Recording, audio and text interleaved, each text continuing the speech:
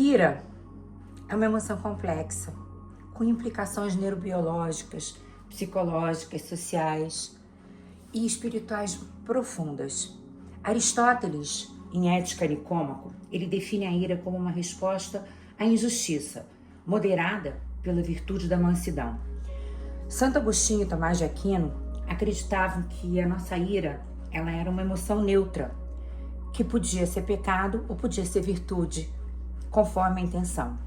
E segundo Paul Ekman, que é um estudioso, sobre as emoções, ela é uma emoção básica, universal, que ela é expressa facialmente e fisiologicamente.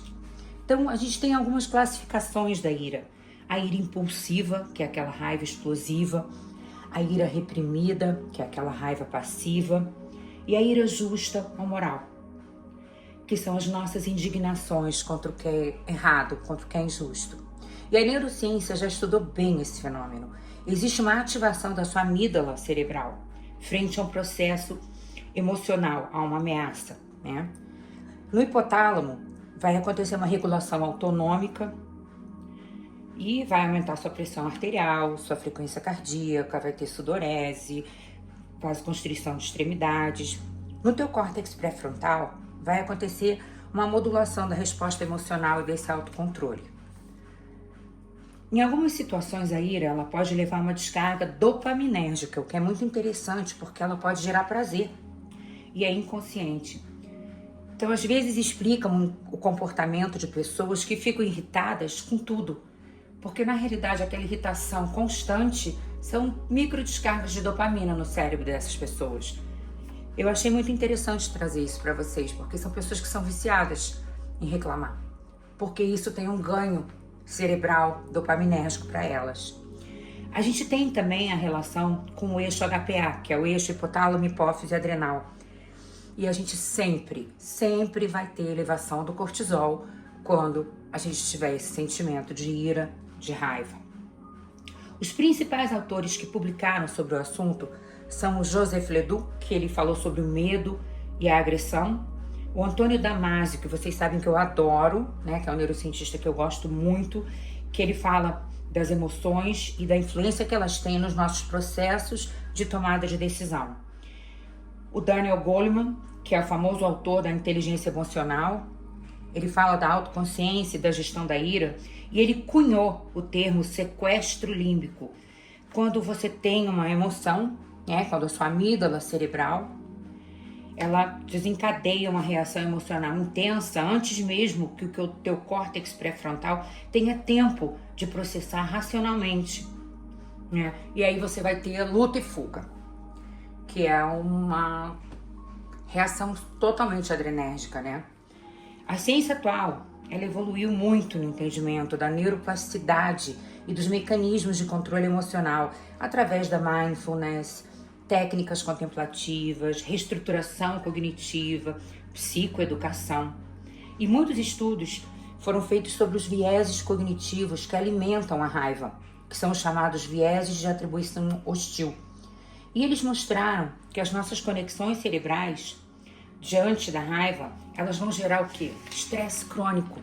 E estresse crônico a gente já conhece na medicina, eu vejo muito no meu trabalho, que ele é diretamente relacionado a doenças cardiovasculares, doenças crônico-degenerativas, sem falar da saúde mental, que obviamente vai ser afetada. A mente é o cérebro em funcionamento.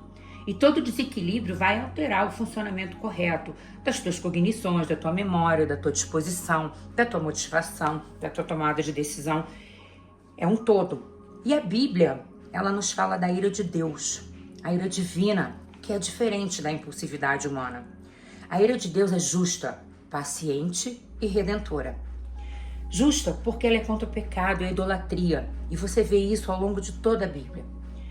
E eu sugiro fortemente uma leitura, que é a leitura de Romanos 1, a partir do versículo 18. É um texto muito contundente, estejam preparados para ler, mas ele é bem explicativo.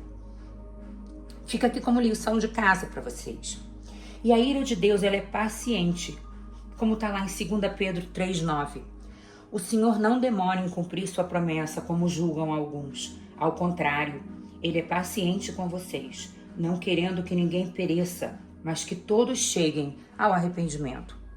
A ira é redentora, porque ela visa o arrependimento e não a destruição. Um texto muito bonito sobre isso é em Ezequiel 18, 23.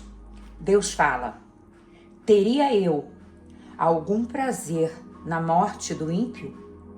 Palavra do soberano, o Senhor. Ao contrário, acaso não me agrada vê-lo desviar-se dos seus maus caminhos e viver? No Salmo 103, 8, o Senhor é tardio em irar-se, mas grande em misericórdia. Efésios 4, 26, a gente tem uma revelação. É um dos textos que eu mais gosto, porque foi um dos textos que me fez aprender e entender bastante sobre a ira. Irai-vos, mas não pequeis. A ira em si não é um pecado. Ela é uma emoção natural que a gente tem, é do ser humano, que foi criado por Deus, mas que pode se tornar pecaminosa quando ela é usada de forma egoísta, destrutiva e ela é descontrolada. Que a ira não te leve ao pecado. Esse é o ponto. E Paulo nos alerta nesse texto. Não se ponha o sol sobre a vossa ira. Ou seja, não vai dormir de mal, não fica brigado com ninguém, resolva, para que não se ponha o sol sobre a sua ira. Não retalie, não se vingue. Não guarda rancor, não queira ferir o outro na sua ira. A ira é sua. Ela pode ser justificada, ela pode ser real, ela pode ter uma motivação correta, mas ela não pode produzir pecado. A ira, ela se torna um pecado quando ela é motivada por orgulho, ciúme, egoísmo. Gente, podemos voltar lá. Caim matou Abel. Já teve confusão na primeira geração do Éden por causa disso. Ela é pecado quando leva ao desejo de vingança e ódio. Quando ela se transforma em amargura, rancor, ressentimento. Quando ela explode sem controle e fere os outros. Lá em Tiago 1,20. Porque a ira do homem não produz a justiça de Deus. Existe a ira justa, que é uma indignação realmente contra o mal, contra o pecado, contra a injustiça, refletindo o caráter de Deus. E a gente tem vários exemplos bíblicos sobre isso. Jesus expulsando aqueles cambistas do templo, lá em João 2, onde Jesus tem uma ira santa contra a profanação do templo. Moisés, ele se indignou e muito com aquele povo, porque ele virava as costas. Lá em Êxodo 32 a gente vê, e o povo construía imagens e idolatrava imagens. Então, precisamos entender que essa ira, ela é justificada. A chave aqui é o domínio próprio. Lá em Provérbios 29, 11, o tolo dá vazão à sua ira, mas o sábio a controla. Em Gálatas, lemos que o fruto do Espírito é mansidão e domínio próprio. Ou seja, não está escrito aqui que a gente pode ter explosão, né? A gente tem que ter mansidão e domínio próprio. Isso precisa ser reconhecido, processado e redimido. Senão se torna pecado e vai nos afastar de Deus e do próximo. A ira, ela é um sinalizador moral, um motivador de mudança, um estímulo à assertividade, um convite a você se posicionar com firmeza, dignidade, a colocar para o outro, ou para a situação, ou para a circunstância, que aquilo ali não está certo, que aquilo ali está ferindo de alguma forma a ética, a moral, o princípio, que aquilo ali está contra a vontade de Deus. Ela vai te fazer mal quando ela for crônica, quando ela trouxer hostilidade, quando ela trouxer explosão emocional, destrutividade relacional. Faz mal se ela for reprimida também, levando à somatização, à depressão, à ansiedade. Ela precisa ser trabalhada, entendida e bem canalizada. E quais seriam essas ferramentas na nossa prática? Hoje a gente tem muita coisa. O autoconhecimento é fundamental aqui. A autoconsciência emocional, para você poder identificar os gatilhos que te levam a ter ira, evitar essas situações que possam te colocar em risco de ter explosões. Sai de cena, só sai. Você sabe que aquilo ali te irrita, só sai dali. Vira as costas e sai, conta até 5, respira. Porque as técnicas de respiração e relaxamento, elas são muito boas para controle emocional. Outra técnica maravilhosa, um livro que eu super recomendo, são as técnicas de comunicação não violenta, do Marshall Rosenberg. O livro, ele é sobre comunicação não violenta, ele é um livro de 2015, ele é super atual. E é uma grande ferramenta, junto com o perdão, com a libertação interior. E uma boa fonte de estudos tem um autor que é o Everett Worthington. Ele tem 2 livros, um deles é sobre o perdão, que ele fala assim, o título do livro é O Perdão e a Reconciliação, Pontes para a Plenitude e Esperança. E o outro livro dele é um livro de bolso, é livro de bolso do perdão, é isso mesmo. Outra grande ferramenta que a gente tem é a submissão ao Espírito Santo.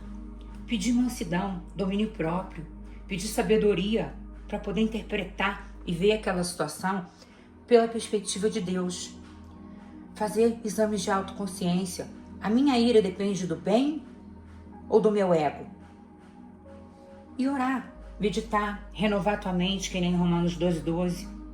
Gente, a ira é um fogo, mas ela às vezes é necessária, mas às vezes é destrutiva. A Bíblia nos alerta, que nem eu falei no outro texto de Efésios, irai-vos, mas não pequeis, não se ponha o sol sobre a vossa ira. A ira, como toda emoção, é parte da nossa natureza, que foi criada por Deus. Ela pode ser aliada quando orientada para a justiça e temperada pela misericórdia. A diferença entre a ira que você vai ferir e a ira que vai curar vai depender da tua motivação, na sua expressão e no seu próprio propósito. Então, aprender com a ira de Deus é aprender a confrontar o mal, sem deixar o seu coração se corromper com ele. Romanos 12:21. Não se deixe vencer pelo mal, mas vence o mal com o bem. Escolha a liberdade, escolha perdoar, porque ao perdoar você não apenas liberta o outro, você se liberta. E esse é o verdadeiro milagre, o milagre de você se tornar inteiro de novo. Entender que você vai ter ira, que essa ira é motivada, ela é justificada, mas ela não pode produzir em você nenhum comportamento do qual você vai se arrepender. Você não pode ferir as pessoas, mas você tem que se posicionar. E esse equilíbrio só o Espírito Santo vai te dar. Gostaria de pedir que vocês refletissem sobre essa palavra. E que, se vocês gostam desse conteúdo, clica no botãozinho de joinha e ajuda que o canal cresça e mais pessoas possam receber essa reflexão. Que Deus abençoe o dia de vocês em nome de Jesus. Amém.